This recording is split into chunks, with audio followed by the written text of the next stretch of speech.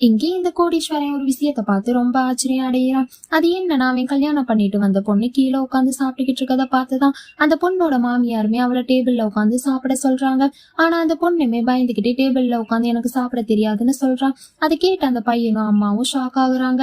அந்த கோடீஸ்வரனோட அசிஸ்டண்டும் வந்து இந்த பொண்ணோட அம்மா இறந்து போயிட்டாங்க. அந்த பொண்ணு அவளோட சித்தி தான் பாத்துக்கிட்டாங்க.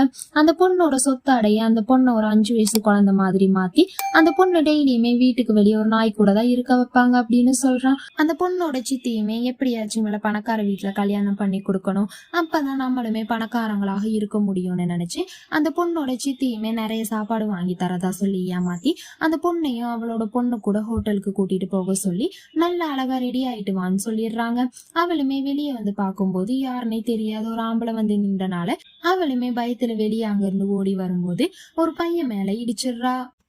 அந்த பையனுக்கும் சின்ன வயசுல இருந்து குணமாக்க முடியாத நோய் இருக்கும். நல்ல மனசு உள்ள பொண்ணுங்களை எப்ப பாக்குறானோ அப்பதான் அந்த நோயும் குணமாகும். அந்த பையனுமே நிறைய பொண்ணுங்களை பார்ப்பான்.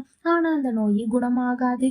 தற்செயலா இந்த பொண்ணை பார்த்ததுமே காதல்ல விழுந்துடுறான். அவனோட நோயுமே குணமாயிருது.